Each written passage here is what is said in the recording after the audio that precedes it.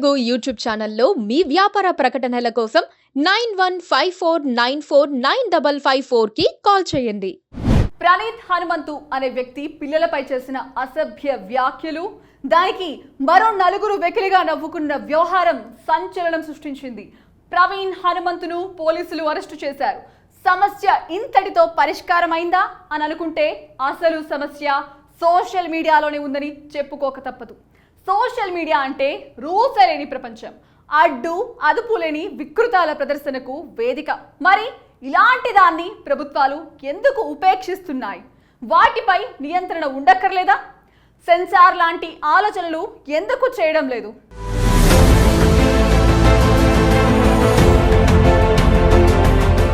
ఒక TV channel పెట్టాలంటే 1,00,000 rules ఉంటాయి.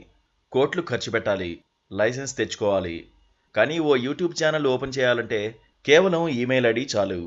ఓ FM ఛానల్లో వార్తలు ప్రసారం చేయాలన్నా కేంద్రం నుంచి ఖచ్చితంగా అనుమతి తెచ్చుకోవాలి.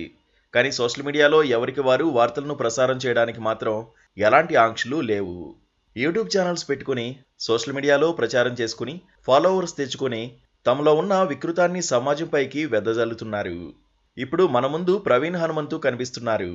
కానీ అలాంటి వాళ్ళు వందల మంది ఉన్నారు. ప్రవీణ్ హనుమంతు వ్యవహారం యాక్టర్ సాయి ధరమ్ తేజ్ ట్వీట్తో బయటకొచ్చింది. తెలుగు రాష్ట్రాల పోలీసు అధికారులు సీరియస్ అయ్యారు. వెంటనే నిందితులపై కేసు నమోదు చేయాలని ఆదేశించారు. అరెస్టు కూడా చేశారు. మరి సమస్య పరిష్కారమైనట్లు అనుకుంటే అంతకంటే అమాయకత్వం ఉండదు. దొరికింది ఒక్కరే. ఇలాంటి బ్యాచ్ కుప్పలు తెప్పలుగా ఉన్నారు. వీరు చేసే అరాచకాలకు అనేక మంది ఇన్ఫ్లుయెన్స్ అవుతున్నారు. సరిగ్గా ఉపయోగిస్తే సోషల్ మీడియాను మించిన ఆయుధం లేదని చెబుతూ ఉంటారు. నిజమే, ప్రతిదానికి మంచి చెడు ఉంటాయి. సోషల్ మీడియాలో ఎంత మంచి ఉందో కానీ దానివల్ల జరుగుతున్న చెడే ఎక్కువ. ప్రస్తుతం సోషల్ మీడియా ఎంత దారుణంగా ఉంటుందో రోజు చూస్తూనే ఉన్నాం.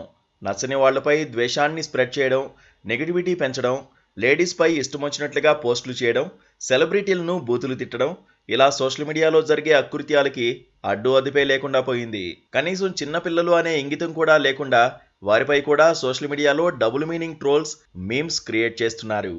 ఎవరు ఎటుపోతే ఏంటి, అతనికి వ్యూస్ కావాలి, అతని పర్వర్షన్ హైలైట్ కావాలి, అందుకు ఏమైనా చేస్తారు, ఎంతకైనా తెగిస్తారు.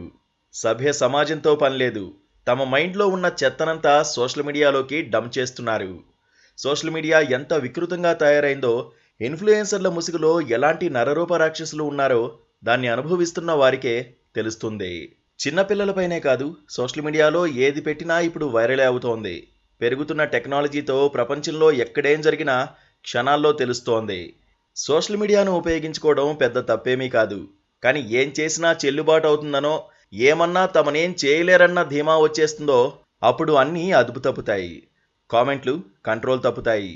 ఇప్పుడు అలాంటి ప్రమాదం ముంచుకొచ్చేసింది. కొద్ది రోజుల కిందట చెన్నైలో ఓ తల్లి ఆత్మహత్య చేసుకుంది. తన కూతుర్ని సరిగ్గా చూసుకోలేదని ఓ వీడియో కారణంగా ట్రోల్ చేయడంతో భరించలేక నిర్ణయం తీసుకుంది. చెప్పుకుంటూ పోతే అనేక మంది ట్రోల్స్కి బలవుతున్నవారే. ఇలాంటి వికృతాలు ప్రతిరోజు బయటపడుతున్నాయి. ఇన్ని ఘోరాలు జరుగుతున్నాయని అందరికీ తెలుసు, ప్రభుత్వానికి తెలుసు. మరి పరిష్కారం ఏమిటో ఎందుకు ఆలోచించడం లేదు? స్వేచ్ఛ పేరుతో విశృంఖలత్వానికి పాల్పడ్డం నేరం. కానీ ఏది స్వేచ్ఛ, ఏది విశృంఖలత్వం అన్నది తేల్చే గీత ఇప్పుడు కావాలి. స్వీయ నియంత్రణ అనే మాట వినిపిస్తూ ఉంటారు. అది సోషల్ మీడియాకు వర్తించదని గతి తప్పుతున్న ఘటనలు నిరూపిస్తున్నాయి. దీన్ని అలా వదిలేస్తే సమాజం పూర్తిగా కలుషితమవుతుంది. అలా కాకుండా ఉండాలంటే ముందుగా ప్రభుత్వాలు మేలుకోవాలి. స్వేచ్ఛ అనే గీతను దాటకుండా కట్టుదిట్టమైన నియంత్రణ ఉండాలి. లేకపోతే ఏం జరుగుతుందో చెప్పడం కష్టం. అతి సర్వత్రా వర్జ్యేత్ అంటారు పెద్దలు. ఏదైనా శృతి మించితే అనర్థమే. ఇప్పుడు సోషల్ మీడియా స్వేచ్ఛ కూడా అతి దాటిపోయింది.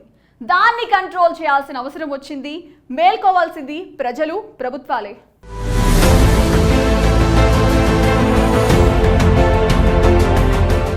Please subscribe to KTV Telugu. KTV Telugu. KTV Telugu channel.